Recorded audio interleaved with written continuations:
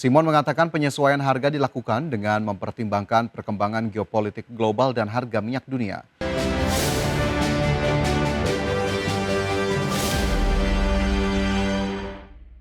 Direktur Utama PT Pertamina Persero Simon Aloysius Mantiri buka suara terkait kenaikan harga bahan bakar minyak non-subsidi Pertamax dan Pertamax Green yang mulai berlaku sejak 10 Juni 2026. Simon mengatakan penyesuaian harga dilakukan dengan mempertimbangkan perkembangan geopolitik global dan harga minyak dunia. Menurutnya Pertamina juga tetap memperhatikan kemampuan masyarakat dalam membeli BBM non-subsidi. Ia menyampaikan bahwa kenaikan harga tidak hanya terjadi di SPBU milik Pertamina, tetapi jaringan SPBU swasta juga turut melakukan penyesuaian serupa. Simon menegaskan harga BBM subsidi tidak mengalami perubahan meskipun Pertamax dan Pertamax Green mengalami penyesuaian. Menurut Simon, Pertalite tetap dijual Rp10.000 per liter dan biosolar Rp6.800 per liter sesuai ketentuan pemerintah. Sehubungan dengan penyesuaian harga BBM non-subsidi, yaitu Pertamax dan Pertamax Green yang berlaku sejak tanggal 10 Juni 2026, kami memahami bahwa setiap penyesuaian harga tentu menjadi perhatian masyarakat. Penyesuaian harga BBM non-subsidi ini dilakukan dengan mempertimbangkan dinamika geopolitik global dan harga minyak yang berlaku di pasar internasional dengan tetap mempertimbangkan daya beli masyarakat. Penyesuaian harga BBM non-subsidi ini selain dilakukan di titik-titik SPBU Pertamina, juga dilakukan oleh SPBU badan usaha swasta lainnya. Di tengah tantangan global yang terus berkembang, Pertamina dengan dukungan penuh dari pemerintah terus berkomitmen untuk menjaga ketersediaan energi bagi masyarakat di seluruh wilayah. Menteri Energi dan Sumber Daya Mineral Bahlil Lahadalia memastikan tidak ada perubahan harga untuk BBM bersubsidi maupun LPG bersubsidi. Pemerintah akan mempercepat program peralihan penggunaan LPG ke CNG sebagai bagian dari upaya diversifikasi energi nasional.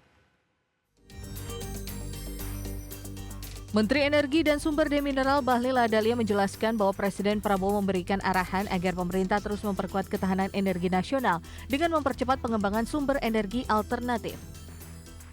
Menurut Bahlil, terdapat sejumlah agenda prioritas yang menjadi perhatian pemerintah. Salah satunya adalah percepatan program peralihan penggunaan liquefied petroleum gas ke compressed natural gas sebagai bagian dari upaya diversifikasi energi nasional. Selain itu, Bahlil menyebut dalam pertemuan tersebut juga dibahas pendataan sektor pertambangan guna memastikan tata kelola yang lebih baik serta mengevaluasi kesiapan pasokan energi nasional baik dari sisi kelistrikan maupun ketersediaan bahan bakar minyak. Bahwa Presiden memerintahkan untuk segera mencari energi-energi alternatif, khususnya yang sekarang kita fokus itu adalah percepatan peralihan LPG ke CNG. Yang kedua penataan tambang, dan yang ketiga adalah kesiapan di sektor energi PLN maupun dari sisi ketersediaan daripada BBM kita. Bahlil juga menegaskan bahwa pemerintah memastikan tidak ada perubahan harga untuk BBM bersubsidi maupun LPG bersubsidi. Kebijakan tersebut diambil untuk menjaga daya beli masyarakat di tengah tantangan ekonomi global. Tim Liputan IDX Channel. Pemirsa, PT Indonesia Kendaraan Terminal Tbk menetapkan total dividen tahun buku 2025 sebesar Rp205,21 miliar atau setara dengan 80% dari laba bersih perseroan. Sisa dividen yang akan dibayarkan mencapai Rp157,6 miliar atau Rp86,67 per saham. PT Indonesia Kendaraan Terminal Tbk menetapkan pembagian sisa dividen sebesar Rp157,6 miliar atau setara Rp86,67 per saham untuk tahun buku 2025. Kebijakan ini menjadi bagian dari komitmen perseroan dalam memberikan nilai tambah kepada para pemegang saham. Berdasarkan persetujuan RUPST tahun buku 2025, perseroan menetapkan total dividen sebesar Rp205,21 miliar atau setara 80% dari laba bersih perseroan. Nilai tersebut setara dengan dividen Rp112,85 per saham atau meningkat 20,87% dibandingkan tahun sebelumnya. Sepanjang 2025, perseroan menangani 957.661 unit kendaraan completely built up atau meningkat 11,76% secara tahunan.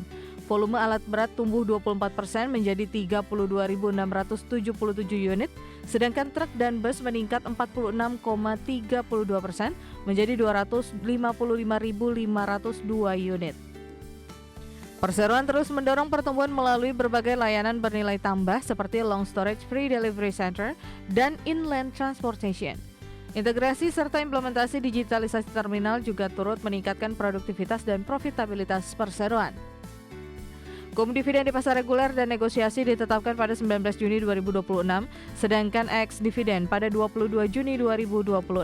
Adapun pembayaran dividen kepada pemegang saham dijadwalkan dilaksanakan pada 10 Juli 2026. Tim Liputan IDX Channel.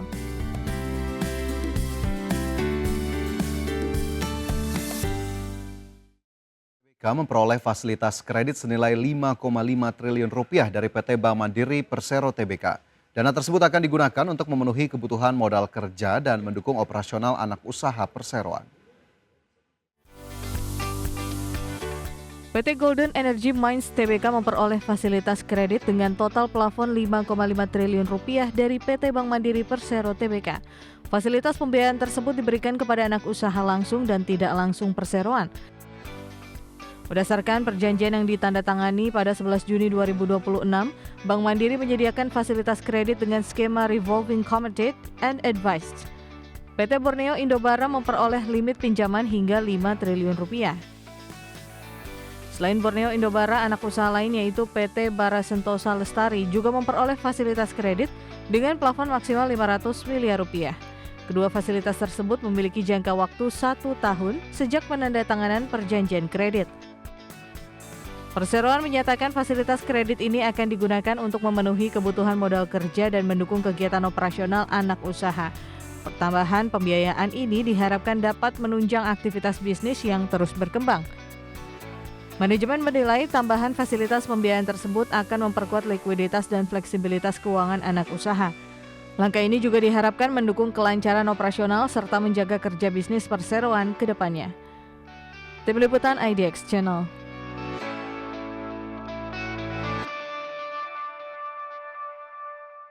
Emiten pengembang kawasan properti terpadu PT Pura Delta Lestari Tbk berencana menambah hingga 60 kegiatan usaha baru untuk mendongkrak porsi pendapatan berulang atau recurring income. Langkah diversifikasi agresif ini diambil perseroan di tengah kondisi cadangan lahan industri di area kota Delta Mas yang kini terpantau semakin menipis. Manajemen emiten properti berkode saham DMAS berkomitmen mengoptimalkan kegiatan operasional demi menjaga kesinambungan bisnis jangka panjang. Melansir keterbukaan informasi pada Jumat 12 Juni 2026, Perseroan bersiap menambah hingga 60 klarifikasi buku lapangan Indonesia atau KBLI baru. Langkah diversifikasi ini dinilai sangat krusial agar perusahaan tidak hanya bergantung pada skema penjualan lahan mentah semata. Berdasarkan laporan keuangan per 31 Maret 2026, total tanah yang sedang dan belum dikembangkan oleh Perseroan tercatat seluas 722 hektar.